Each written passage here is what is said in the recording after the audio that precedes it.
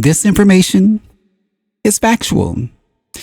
I'm not saying that I do not use analogies often or that I am not forced at times into symbolic statements, but when I am, I always say so. And even those statements are my best representation of facts, too large for your definitions. The intellect then can and does form strong paranoid tendencies when it is put in a position of believing that it must solve all personal problems alone or nearly, and certainly when it is presented with any picture of worldwide predicaments. The rational approach, built up around this framework, insists that the best way to solve a problem is to concentrate upon it, to project its effects into the future, to ruminate upon its consequences, to stare at the bare facts head on. This brings about an atmosphere in which the problem is compounded. The intellect, on its own, so it seems, must deal not only with the problem today, but with its effects in the projected disastrous tomorrows.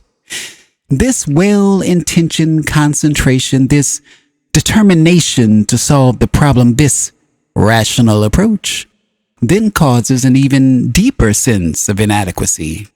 The concentration upon the problem brings about a kind of mechanical repetition, a repeated type of hypnotic focus. The intellect is a great organizer along certain lines. Now, so if this concentration is continued, it begins to organize its perceptions and experience along the same lines. It is a kind of misguided attempt to find order by finding data that agree with itself. It collects evidence then to prove its point, because the rational mind, as you understand it, must have an acceptable reason for everything.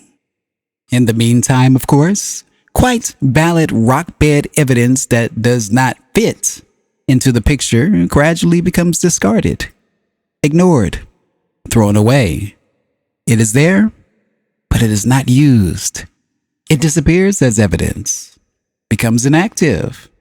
That method of problem solving, need I say, is a poor one, and if anything, it causes far more problems than it ever solves.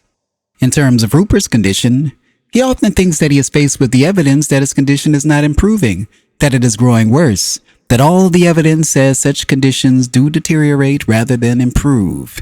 He sometimes thinks that he is being realistic with such thoughts. What happens, of course, is the process I have just outlined.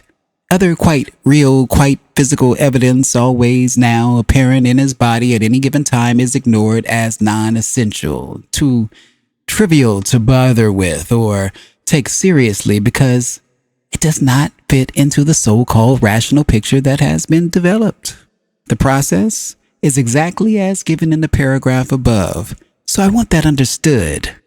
Any improvement, unless stated, is almost overlooked, not considered as much hard evidence, while any difficulties definitely are considered hard evidence because they fit into the overall data collecting intellect.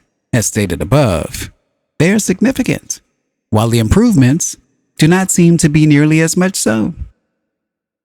Rupert has had some release in the past week of the jaw, neck, and shoulder areas. His eyes at times, on 3 or 4 occasions, read remarkably better. For some time, his ankles and knees have had greater freedom of motion in certain motions, but all such evidence is ignored largely, or worse, it is viewed ironically since he is not walking any better. You picked up the information about the Brenners because you were in correspondence with that environment. You picked up inner evidence in that regard. You ignored countless other bits of information. Rupert picked up your own camera activities because he was in correspondence with you. He must be in correspondence with the evidence of mobility that his body tries to give him, so that it can build up a new picture of his body. You change your focus point. You change what you consider significant. This session brings us to the beginning of a discussion of the magical approach to life, to the solving of problems. I hope to stress what to do rather than what not to do, although at times I must make the distinction clear. If you understand this session thoroughly, and if you have the intent to really change your orientation, then the atmosphere will automatically be created in which desired changes occur. End of session. If you've enjoyed this video, please consider giving it a like, sharing with a friend, and of course, please subscribe for more. What did you think about this particular excerpt from Seth Speaks, The Magical Approach? This is our part 5, and we are in session number 2. Also, I'm setting up for live discussions so we can go over the material together, live and in person. So stay tuned for that. Check the community page, and I'll let you know when I'm all set up and ready to go. As always, thank you for watching. Thank you for listening. I am Tony Victory, a wolf uncaged. Thank you.